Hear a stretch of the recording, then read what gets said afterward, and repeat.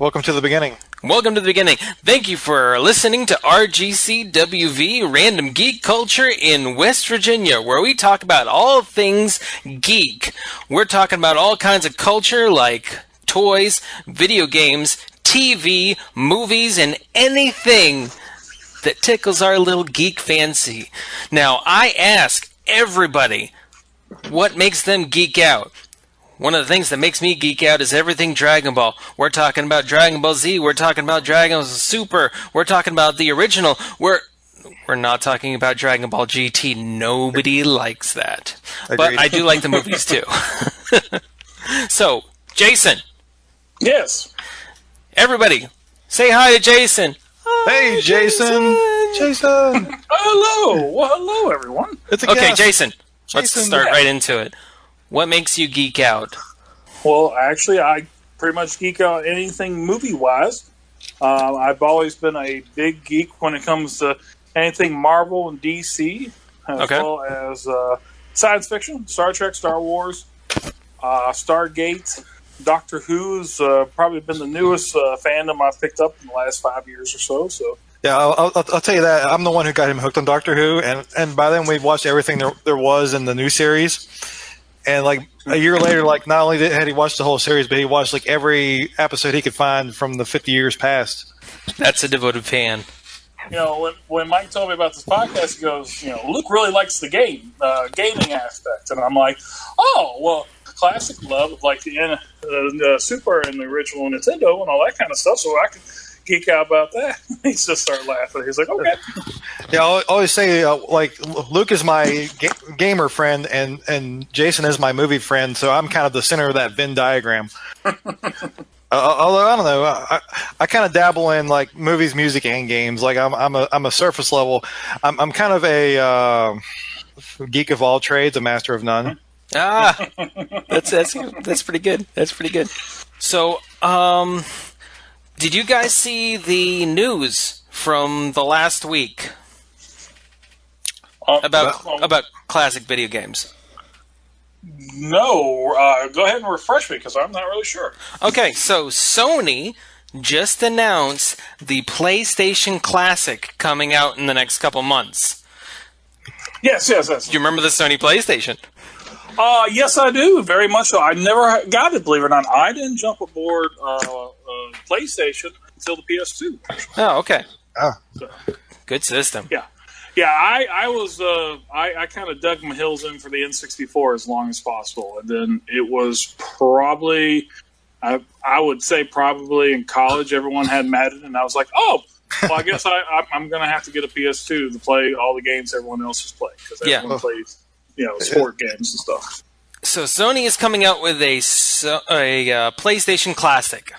And there's a whole bunch of stuff that it's going to have. It's going to have two controllers, classic controllers, so not dual analog, dual shock. It's just going to have regular digital buttons, HDMI output, and a USB, the USB power for the AC. But it has something that's very intriguing. It said that it has a working open button to change out virtual discs. That's just where you hide your donuts. Sony didn't expound on this, and there's a lot of people that are speculating, and this was one thing me and Mike were talking about. What if you can add more games to it? Last year, I bought the Nintendo Classic that they had for sale, because, I thought, like, oh, all the old games. And the only thing that I didn't like about it, they only give you a limited, I think it's 20 original Nintendo games. Yeah, something like that. That might be a possibility, and I'm really hoping that they do add that. Because then Sony doesn't have to worry about a lot of licensing issues that Nintendo has to worry about. So they can leave the door open for a company like Capcom to release a whole pack of games on their own cartridge. Sony takes a cut, but Capcom gets to capitalize on the market that Sony has just opened. It sounds like a no-brainer. Yeah, it does. It does. So, we were just talking about classic games, And Mike had mentioned N64. This was one of the things that we hope the N64 Classic has.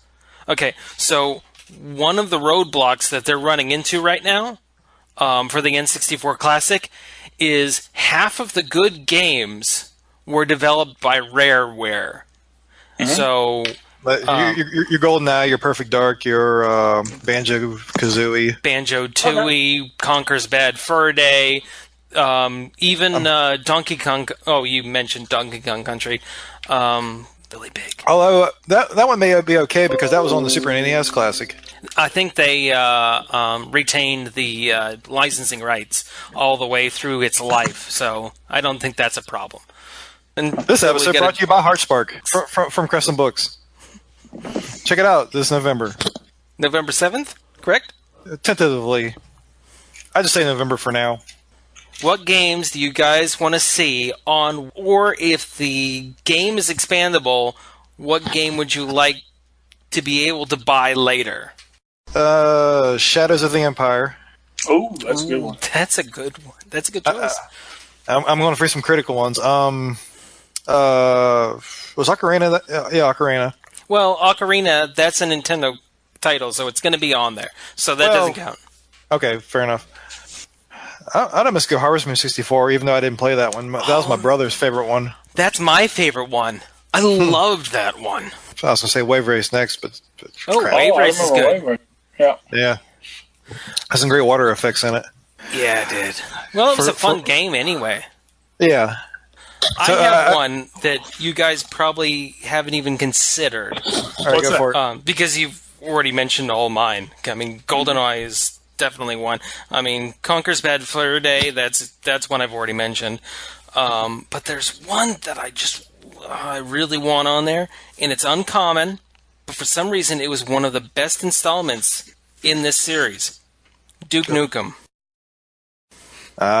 Do you remember the Duke Nukem for 64? I do remember the Duke Nukem. And also Zero Hour. Yeah. It was good, wasn't it? Yeah, it actually was. It was one of those surprising games that I never owned it, actually.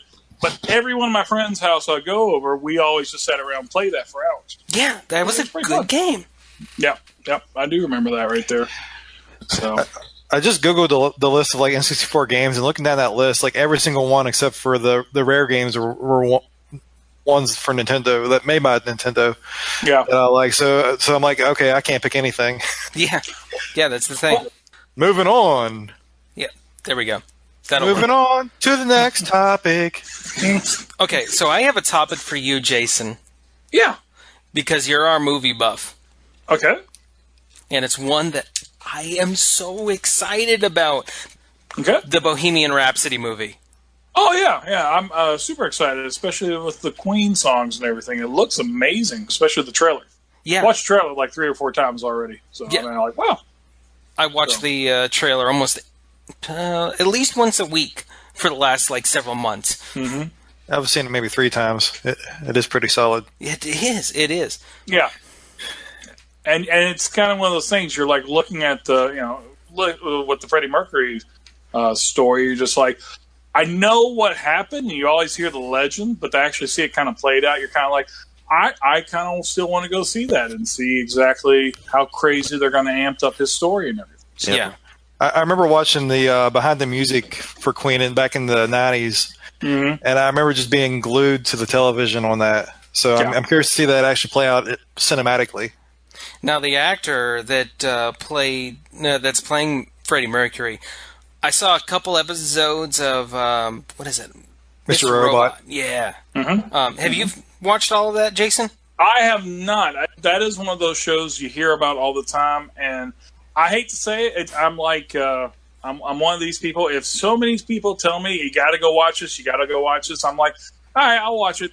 But I'm going to wait a while until a season or 2 is out, then I'll go binge watch it. I did the same thing with like Breaking Bad and some of the other classic shows. Yeah. I waited, and then when it's like either near the end or close to the end, I'll binge it to get it. Like I'll purge my system of it because I was like, yeah, I'll go knock it all out, and then I'm good. So I'm kind of the same way, and I'm mostly entirely streaming now, and I don't know if it's on any of the streaming services. I haven't checked Hulu for it, but I don't think it is. But I mean, it's on Amazon. Amazon, okay. It's a exclusive. I think they produced it. But I'm kind of the same way too. I like to wait till a show's over or just about over. So I hate getting caught by cliffhangers. Yeah, exactly. That's the one thing I learned from Star Trek. You better love cliffhangers. So, well, here's a question. Here's a question. That being said, in us living in the streaming era, is it making people not want to watch a show because they know a cliffhanger is going to happen? That they want to wait a little bit longer before they sit down and watch all of it? I think so. I think so too, and I'm that way with like Game of Thrones in particular. I will not watch that until it's over. Yeah, me too. I'm actually the exact same way. Like, everyone's pushed Game of Thrones on me, and the sad truth is, I have probably heard every spoiler that there's possibly going to hear, but I know me, and when I watch that for the first time, I'm going to be like, "Oh no, I did not see this coming." And exactly. Of course, I've known it for years, and then you're like. When I was going through Doctor Who the first time, Mike kind of gave me a big spoiler. Oh yeah, Mike did tell me that was going to happen, and you just completely forget about it because I guess your brain is programmed to forget everything you know and just be in the story, if you will. So. I did that with Breaking Bad too, where I knew everything that happened in it, but reading about it and then actually watching it play out is two completely different things. Yeah. I mean, look at House of Cards. Every season of that show, they try to leave you either on a major cliffhanger or they end the show not really on a cliffhanger, but something crazy just happens. And you're like, well, what happens next after all that? It's one of those types of storylines that you're like, well, I have no idea what's going to happen next. It's not really a cliffhanger, but all the story you were looking for is played out. And now where do they go from there? You got your classic escalation. Yeah, you got something that, it keeps getting bigger and bigger and bigger, and you're like, where are they supposed to go from here? Exactly. And two things usually happen. They've made it too big that they can't keep up with it, or they find ways to continue the story, but in a different direction. I think one of the best shows that actually did do that was like Breaking Bad. That show... Right. Literally took a person who was a teacher who's literally at a dead end and shows it how you become a serial killer, drug dealer, and all this kind of stuff. And it's like a logical step of how each thing. I mean, sure, there's like outrageous moments in the show, but as you are going through that show, you're kind of doing the whole thing of you're just like cringing because you're like, oh, don't do that. That's not going to turn out good. And then, sure enough, it doesn't turn out good. Or, oh, don't do that. That's not going to end well. And of course, it doesn't end well. Look at How I Met Your Mother. That's a perfect example. They try to end that show every year with some sort of a cliffhanger where we're going to find out who the mother is eventually. And every year you think it's going to be the next season you started up. God, I didn't even want to talk about that show. I mean, oh my God. See, that's the thing. That's the thing. Yeah. Show endings is a perfect example of if you screw it up, nobody's ever going to want to watch it. Yeah. I mean, How I Met Your Mother, I loved that show. But I don't want to go back and watch it again. Yeah, especially because you know the ending. And what was the funny thing, me and Mike laughed about this too, is then they tried to correct the ending episode. There's a version where you can watch where she doesn't die at the end. Yeah, I liked it. I liked it better. I liked it better too. You're going to notice I stayed quiet that whole time because, unpopular opinion, I enjoyed the original ending. You see, I have several friends who like that too. That's real life right there. That's how life usually goes and all this kind of stuff. But go ahead, Mike. That's exactly the way I felt about it. Is that it just seemed very lifelike for a ending to play out after 9 seasons. Mm-hmm. But I'm someone who is notoriously a fan of down endings, so that just plays into my preferences, anyways. Yeah. No, I get that. I mean, what's your favorite movie, Mike? Scott Pilgrim versus the World? That kind of ends on a down kind of ending, right? Yeah, for the most part. Like, No, see, that's the thing. I feel like that movie ends up on a hopeful ending. You know, it's kind of a, what's going to happen next, but I'm sure he'll be okay. I'm sure he'll figure it out. Well, let me tell you my favorite movie with a down ending. Okay. And that is 12 Monkeys. Oh, my God. That's such a good movie. I love the way that ended. Because he causes the future, yeah, I know. Yeah. He can't actually stop it, and he dies, and he watches himself die. Spoilers. Yeah, and that's just the way it's going to be. Yeah. And you have to accept it when you walk away from that experience. I never thought about the similarities between that and Looper. Oh, yeah.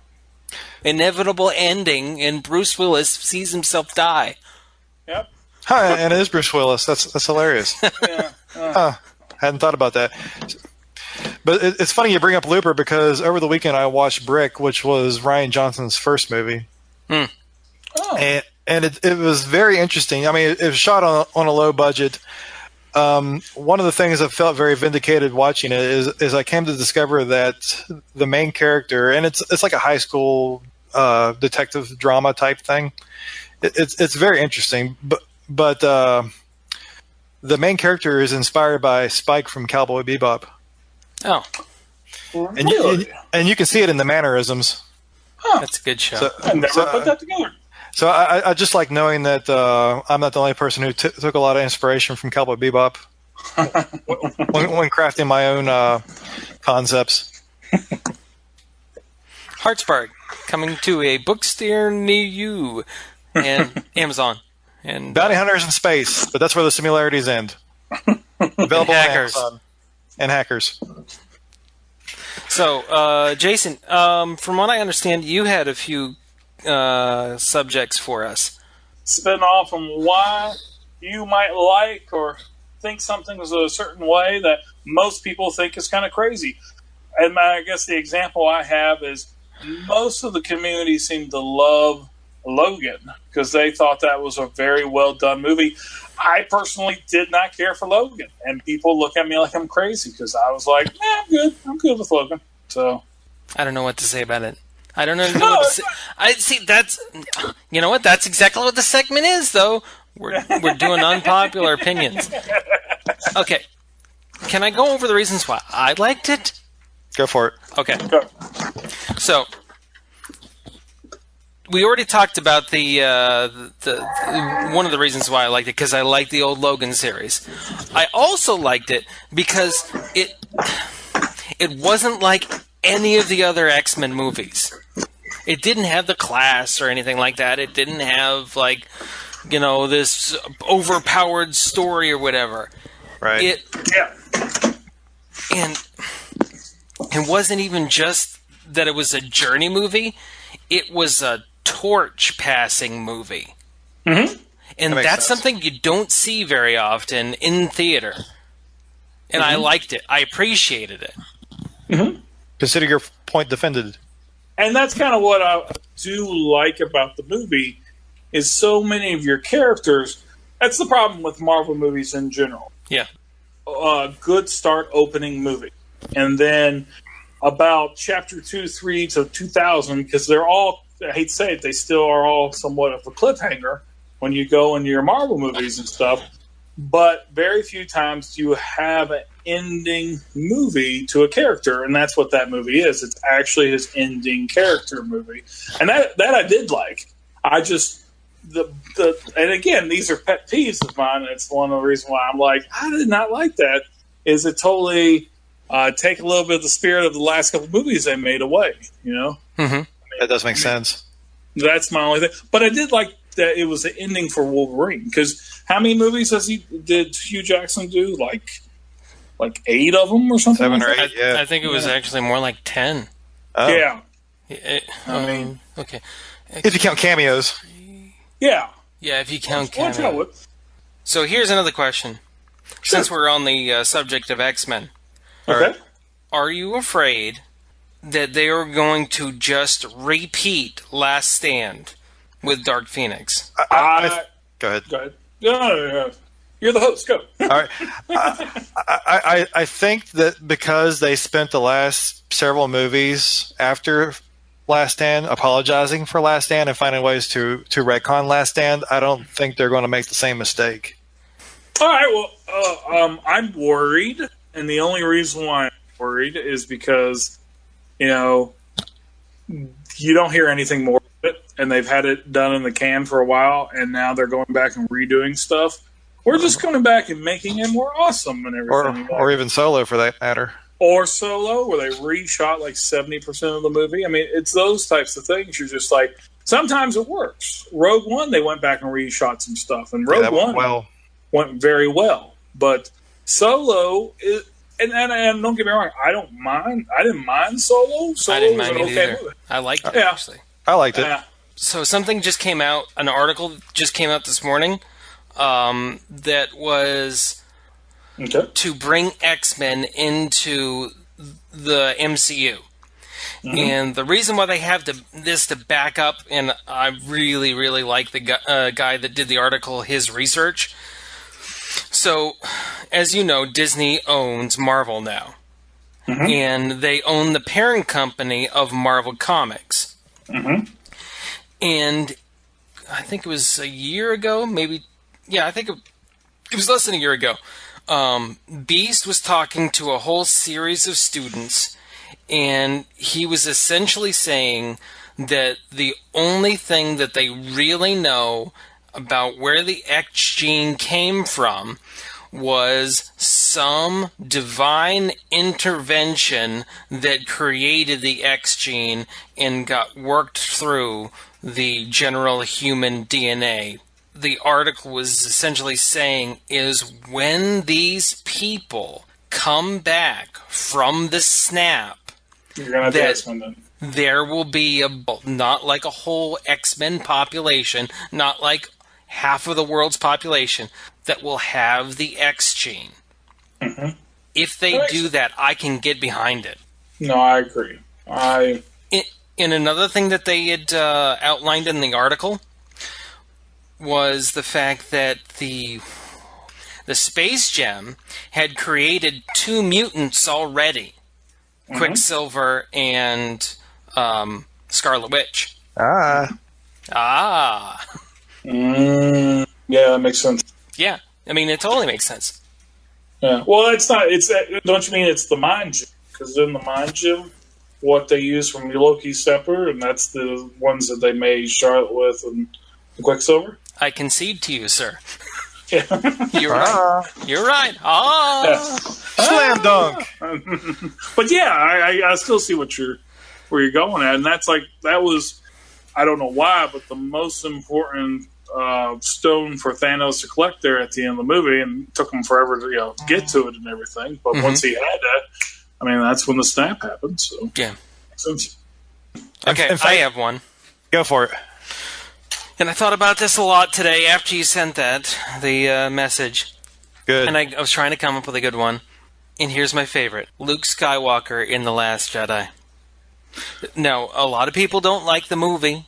That's fine. They're entitled to their opinion. That movie definitely had faults. I wouldn't be a true geek if I didn't accept that there is no perfect media. Okay? Sure. His character was so smart. It was so well developed. Because there's nowhere where a person does not evolve over time. Yeah. And the fact that they took that into consideration to that degree, to a guy that, maybe spoiler, if you don't want to be spoiled in the next movie, just don't listen to this next part. Maybe he lost his wife? Mm-hmm. So... Okay, now you can listen again. He watched his entire academy get destroyed, and now he's just trying to die, just trying to live out his days as a hermit? Mm-hmm. How did they not portray him right? I feel like they portrayed him perfectly. I feel like they did an exceptional job with him. And here's another thing. Hats off to Mark Hamill, who has gone on record and said, I still don't fully understand the Luke Skywalker in The Last Jedi, but even despite that, he still delivered an amazing performance. Mm-hmm. I agree. I mean, if that doesn't say a lot for Mark Hamill, I don't know what does. Yeah. I will say, if you're coming for us to dispute you on that, you will not find a Last Jedi hater here. Yeah, we actually, me and Mike talk about this today. I don't know what everyone's talking about. I thought it was amazing. I love the ending to The Last Jedi, especially the big reveal at the end. Yeah. And everything. I mean, that, and then you go back and you 2 or 3 times and you start catching little things like, you know, my favorite part, and it's funny because my fiance, she hates the ending to The Last Jedi. She says it's boring, it's predictable, it's nothing. She figures it out immediately. I'm like, well, you're a lot smarter than me because I did not see the twist there. I should have picked up on it because the clues are always there, and I guess maybe I'm just simple-minded when it comes to that stuff. I love the ending when he shows up, and the biggest thing that kind of cracks me up is he looks younger because he sees himself being younger than what he really is. They make a point of even coloring his hair and cutting it down when he has to face Kylo Ren there at the end. Yeah. From a cinematic standpoint, that last half hour has 2 of the best shots in the whole Star Wars series. Yeah. Mm-hmm. Which is Luke facing down the walkers. All the walkers. Oh my god! That took my breath away in the theater. Yeah. And the shot of him kissing Leia on the forehead. Mm-hmm. Mm-hmm. Those 2 shots there just were solid. You know what? I don't even think that it's that he saw himself as an old man. Yeah. It's that he felt that he was going to be more imposing as a younger man. Sure, yeah. It's just so many levels to that. Well, I think, too, that's the way that Kylo Ren remembered him, so he wanted to present himself in that exact way. And that makes sense, too. Yeah. Someone came up with the theory that Luke is actually a bigger hero than fans give him credit for, because if you go back to the philosophy that they set up in some of the prequel episodes, there's supposedly always has to be balance, right? Mm-hmm. So Luke forcibly stops being connected to the Force, like you see that they talk about right there. And as a result, because he's not connected to the Force and his great power is not growing, the evil side cannot grow as well to counter the good balance. And he learned more or less that if he shut himself off, then it puts the evil in check until it can be taken care of later on, type thing. And I was like, I never thought about that, but that kind of makes sense. Actually, that's a good point, because maybe that's why he refused to train Rey. Exactly. Because then if it's classic, if you build up the good side, then, or I build up my army, my enemy has to match my power, or I'm always going to be overtaken. Yeah. The escalation concept. Yeah, that's exactly. Right. Okay. So anyway, is there anything that you guys wanted to go over right before we left? Right before we got off? I'm pretty satisfied with where we are at. Yeah, me too. More stuff to talk about. Oh, there is one thing I want to mention on the podcast that we were talking about last week, and it did make the final cut, so it did go out. Yay. And that is the Nintendo Online service. Oh, yes. Okay, so they just put out a press release yesterday, and it was a clarification on what would happen if you canceled your account, or it didn't get paid for, or you didn't update your credit card information. They said that your account information will stay on their servers up to 6 months after you're not paying for it. All right. So that means that if you're not paying for it, and then you reactivate your account, you can re-download your game saves. Gotcha. So That's right. So, but if you're a deadbeat for half a year, then too damn bad. Yeah, sorry, you lose sorry about your luck. Sorry about your luck. Oh. It'd be nice if Nintendo could create some kind of, I don't know, backout system where you can back it up to an SD card. That'd be nice. That would be interesting. Oh, one other point about Nintendo. On Amazon, they just released the Switch Super Smash Bros. Bundle with the exclusive docking station and controllers. And guess who just bought it? I'm going to assume you did. I did. I'm happy. Good. I'm happy. Good job. Good job. Yeah. Like, since the Wii. You bought a what? I haven't bought a Nintendo. Oh, since the Wii. Okay. I don't think Luke has either. No, I didn't buy the Wii U. I didn't. I don't think anybody did. No. Yeah, I don't think so. Nintendo did really bad for that respect. And he's currently using a borrowed Switch. Hint, hint. Hint. No. But you're gonna get that back soon. Hello. I'm gonna get mine November 2nd in the mail. And just in time for Smash Brothers. Yeah. And I've already got my online service, so.